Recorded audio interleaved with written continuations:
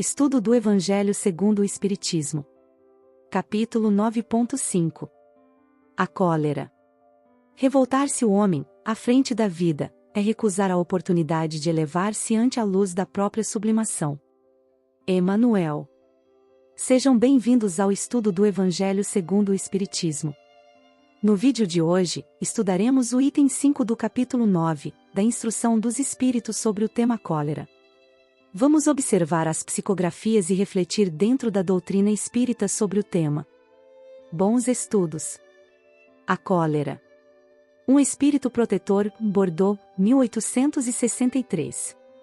O orgulho vos leva a vos julgardes mais do que sois, a não aceitar uma comparação que possa vos rebaixar, e a considerar-vos, ao contrário, tão acima de vossos irmãos, seja na sutileza de espírito, seja quanto à posição social, ou mesmo no tocante às vantagens pessoais, que a menor comparação vos irrita e vos fere. E o que acontece? Entregai-vos à cólera. Procurai a origem desses acessos de demência passageira, que vos assemelham aos brutos, fazendo-vos perder o sangue frio e a razão, procurai-a e encontrareis quase sempre por base o orgulho ferido. Não é acaso orgulho ferido por uma contrariedade que vos faz rejeitar as observações justas e repelir, encolerizados, os mais sábios conselhos? A impaciência, causada pelas contrariedades normalmente fúteis, decorre da importância atribuída à personalidade, diante da qual se crê que todos devem curvar-se. Em seu frenesi, o homem encolerizado se volta contra tudo, à própria natureza bruta, aos objetos inanimados, que despedaça por não lhe obedecerem. Se nesses momentos ele pudesse ver-se a sangue frio, teria aversão a si mesmo ou se reconheceria ridículo. Que julgue por isso a impressão que deve causar nos outros. Quando não for por respeito a si mesmo, deveria se esforçar para vencer um pendor que o faz objeto de piedade. Se ele percebesse que a cólera não leva a nada, que lhe altera a saúde, compromete a sua própria vida, veria que é ele mesmo a sua primeira vítima. Mas ainda há outra consideração que o deveria deter. É o pensamento de que torna infelizes todos aqueles que o cercam. Se tem coração, não sentirá remorsos por fazer sofrer os seres que mais ama? E que mágoa mortal não sentiria se, no impulso, cometesse um ato do qual se arrependeria por toda a vida? Enfim, a cólera não exclui certas qualidades do coração, mas impede que se faça o bem, podendo levar à prática do mal. Isto deve bastar para que haja esforços em dominá-la. O espírita, além disso, é solicitado por um outro motivo: a cólera é contrária à caridade e à humildade cristãs. Comentários e reflexões. A cólera é um catalisador perigoso para nosso corpo, e para nosso espírito. Uma vez que somos espíritos, mas vivemos momentaneamente no corpo físico, tudo aquilo que meu espírito faz, afeta meu corpo, e tudo aquilo que faço ao meu corpo, afeta meu espírito, sendo estes ligados pelo laço do perispírito. Assim sendo, Joana de Ângeles no livro Autodescobrimento Uma Busca Interior, logo no primeiro capítulo, item 2, intitulado de Interação Espírito-Matéria, podemos observar que o ser humano é um conjunto harmônico de energias, constituído de espírito e matéria, mente e perispírito, emoção e corpo físico, que interagem em fluxo contínuo uns sobre os outros. Desse modo, são muitos os efeitos perniciosos no corpo, causados pelos pensamentos em desalinho, pelas emoções desgovernadas, pela mente pessimista e inquieta na aparelhagem celular. Determinadas emoções fortes, medo, cólera, agressividade, ciúme, provocam uma alta descarga de adrenalina na corrente sanguínea, graças às glândulas suprarrenais. Por sua vez, essa ação emocional reagindo no físico, nele produz aumento da taxa de açúcar, mais forte contração muscular, em face da volumosa irrigação do sangue e sua capacidade de coagulação mais rápida. A repetição do fenômeno provoca várias doenças como a diabetes, a artrite, a hipertensão. Assim, cada enfermidade física traz um componente psíquico, emocional ou espiritual correspondente. A cólera, portanto, uma doença da alma, filha da incompreensão, excitada pelo orgulho é prejudicial a nosso corpo, pois nos leva a doenças mais graves. É prejudicial à nossa alma, uma vez que quando utilizamos da cólera, não estamos alinhados com as leis de amor que nos encaminham a sentimentos mais nobres. A exemplo de Jesus, que deve ser sempre nosso modelo e guia. Nunca revidou um insulto com raiva. Nunca argumentou com palavras infelizes de orgulho e menosprezo. Nunca permitiu a cólera fazer parte de seus sentimentos, uma vez que Jesus está em constante comunhão com Deus, e Deus é Pai de amor. Mas vencer a cólera é um desafio pessoal, pois para isso teremos de enfrentar a batalha que não queremos. Para nos desfazermos da cólera diária, da incompreensão, do julgamento, do orgulho ferido, devemos primeiro batalhar contra nossas paixões inferiores. Aceitar que estamos errados, aceitar que precisamos modificar nosso jeito de pensar e viver, mas isso bate de frente com nosso orgulho. A cólera é a porta larga, portanto, fácil se torna agredir, com ou sem razão, a saída mais fácil para as discussões e momentos difíceis do dia a dia. Mas as consequências da cólera são avassaladoras. Destruindo a nós mesmos de dentro para fora, destruindo nossa relação com o próximo, e cultivando somente raiva e incompreensão onde pisamos. A humildade é a porta estreita, admitir que erramos, compreender o erro do outro, sem permitir ser cúmplice, auxiliar antes de se permitir a fúria, e assim, uma vez estreita, a porta se torna larga, graças à reforma íntima necessária de tal forma, caminhando para o progresso, uma vez que precisamos nascer, morrer, renascer ainda e progredir sempre.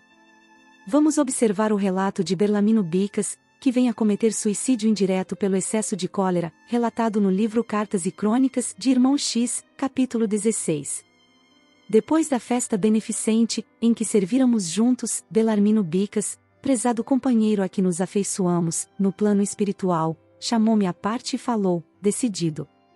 Bem, já que estivemos hoje em tarefa de solidariedade, estimaria solicitar um favor. Ante a surpresa que nos assaltou, Belarmino prosseguiu. Soube que você ainda dispõe de alguma facilidade para escrever aos companheiros encarnados na Terra e gostaria de confiar-lhe um assunto. Que assunto? Acontece que desencarnei com 58 anos de idade, após 20 de convicção espírita. Abracei os princípios codificados por Allan Kardec, aos 38, e, como sempre fora irascível por temperamento, organizei, desde os meus primeiros contatos com a doutrina consoladora, uma relação diária de todas as minhas exasperações, apontando-lhes as causas para estudos posteriores. Os meus desconchavos, porém, foram tantos que, apesar dos nobres conhecimentos assimilados, suprimi, inconscientemente, 22 anos da cota de 80 que me cabia desfrutar no corpo físico, regressando à pátria espiritual na condição de suicida indireto. Somente aqui, pude examinar os meus problemas e acomodar-me às desilusões. Quantos tesouros perdidos por bagatelas! Quanta asneira em nome do sentimento! E, exibindo curioso papel, Belarmino acrescentava. Conte o meu caso para quem esteja ainda carregando a bobagem do azedume. Fale do perigo das zangas sistemáticas, insista na necessidade da tolerância, da paciência, da serenidade, do perdão. Rogue aos nossos companheiros para que não percam a riqueza das horas com suscetibilidades e amus, explique ao pessoal na Terra que mau humor também mata. Foi então que passei à leitura da interessante estatística de irritações, que não me furto a satisfação de transcrever, Belarmino Bicas, número de cóleras e mágoas desnecessárias com a especificação das causas respectivas, de 1936 a 1956. 1811 em razão de contrariedades em família. 906 por indispor-se, dentro de casa, em questões de alimentação e higiene. 1614 por alterações com a esposa, em divergências na conduta doméstica e social. 1801 por motivo de desgostos com os filhos, genros e noras. 11 por descontentamentos com os netos. 1015 por entrar em choque com os chefes de serviço. 1333 por incompatibilidade no trato com os colegas. 1012 em virtude de reclamações a fornecedores e lojistas em casos de pouca monta. 614 por mal-entendidos com vizinhos. 315 por ressentimentos com amigos íntimos. 1089 por melindres ante o descaso de funcionários e empregados de instituições diversas. 615 por aborrecimentos com barbeiros e alfaiates. 777 por desacordos com motoristas e passageiros desconhecidos em viagem de ônibus, automóveis particulares, bondes e lotações. 419 por desavenças com leiteiros e padeiros. 820 por malquistar-se com garçons em restaurantes e cafés. 211 por ofender-se com dificuldades em serviços de telefones. 90 por motivo de controvérsias em casas de diversões. 815 por abespinhar-se com opiniões alheias em matéria religiosa. 217 por incompreensões com irmãos de fé, no templo espírita. 901 por engano ou inquietação, diante de pesares imaginários ou da perspectiva de acontecimentos desagradáveis que nunca sucederam. Total: 16.386 exasperações inúteis.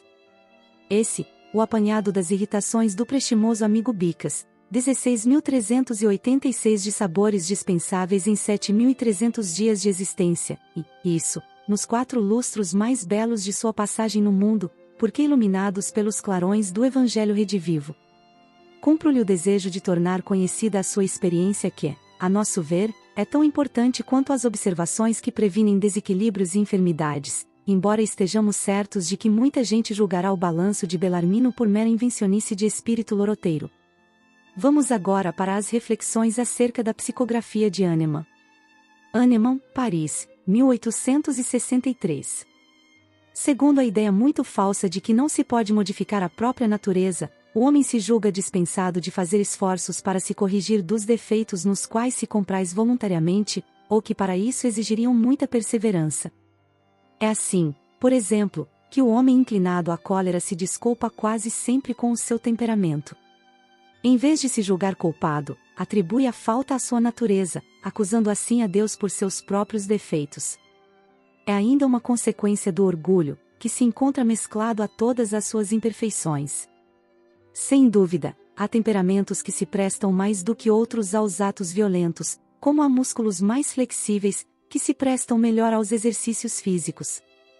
Mas não acrediteis que seja essa a causa fundamental da cólera, e sim que um espírito pacífico, mesmo num corpo bilioso, será sempre pacífico, enquanto um espírito violento, num corpo débil, não seria mais dócil.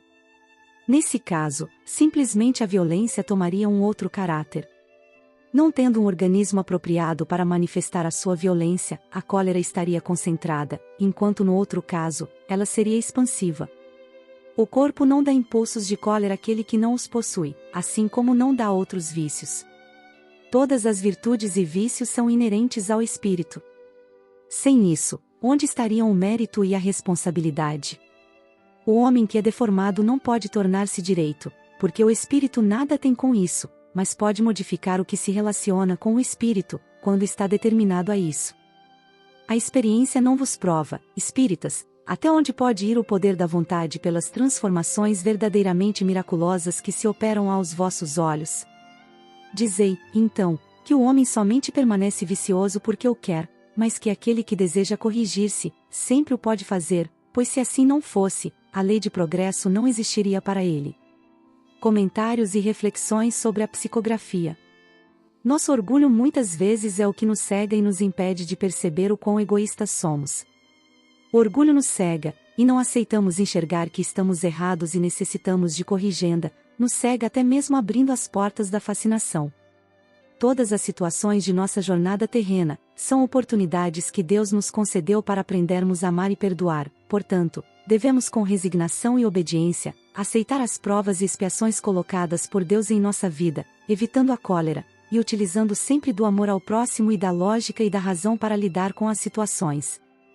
Assim, evitando as doenças psíquicas da cólera, da reclamação e dos distúrbios emocionais ligados ao orgulho e o egoísmo, enxergando com a lógica e a razão, aquilo que necessita de corrigenda em nós, e com as leis de amor, os ensinamentos do Cristo, de amar o próximo como a nós mesmos, modificar nosso interior ainda pobre de riquezas do céu, em um palácio de virtudes sublimes que nos elevarão, através da paciência, da humildade, do perdão e da indulgência. A lógica e a razão nos ensinam o caminho, enxergando a trilha, conseguimos praticar os mandamentos de amor e caridade do Cristo, assim, o amor do perdão, o amor da caridade, o amor da renúncia do nosso orgulho, nos elevará no cume das montanhas, onde moram as águias, pois amor nos leva ao único lugar que pertencemos, mas que ainda não alcançamos, que é ao lado do Pai Supremo, trabalhando na manutenção do universo de amor, amparando e auxiliando, vivendo na caridade, se fazendo um só com Deus. Para finalizar nossos estudos, vamos observar um texto de Emanuel, extraído do livro Ceifa de Luz, capítulo 26. Em nossas mãos. Venha a nós o teu reino, seja feita a tua vontade, assim na terra como nos céus. Jesus, Mateus 6.10. Convence-te de que as leis da divina sabedoria não se enganariam. Situando-te na terra, por tempo determinado, com vistas ao próprio burilamento que te cabe realizar, trazes contigo as faculdades que o Senhor te concedeu por instrumentos de trabalho. Encontras-te no lugar certo em que te habilitas a desempenhar os encargos próprios. Tens contigo as criaturas mais adequadas a te impulsionarem nos caminhos à frente. Passas pelas experiências de que não prescindes para a conquista da sublimação que demandas. Recebes os parentes e afeições de que mais necessitas para resgatar as dívidas do passado ou renovar-te nos impulsos de elevação. Vives na condição certa na qual te compete efetuar as melhores aquisições de espírito. Sofres lutas compatíveis com as tuas necessidades de conhecimento superior. Vários acontecimentos dos quais não se te faz possível a desejada liberação, a fim de que adquiras autocontrole. Atravessas circunstâncias, por vezes difíceis, de modo a conheceres o sabor da vitória sobre ti mesmo. E em qualquer posição, na qual te vejas, dispões sempre de certa faixa de tempo a fim de fazer o bem aos outros, tanto quanto queiras, como julgues melhor, da maneira que te pareça mais justa e na extensão que desejas, para que, auxiliando aos outros, recebas dos outros mais amplo auxílio, no instante oportuno.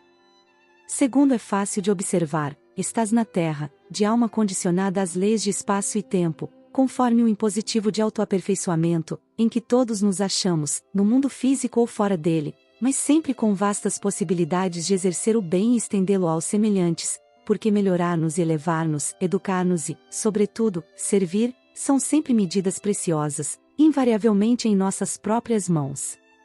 Base bibliográfica. Evangelho segundo o Espiritismo, capítulo 9. Autodescobrimento, uma busca interior, Joana de Ângeles, capítulo 1, item 2. Canais da Vida, Emanuel, capítulo 10. Cartas e Crônicas, Irmão X, capítulo 16. Ceifa de Luz, Emanuel, capítulo 26.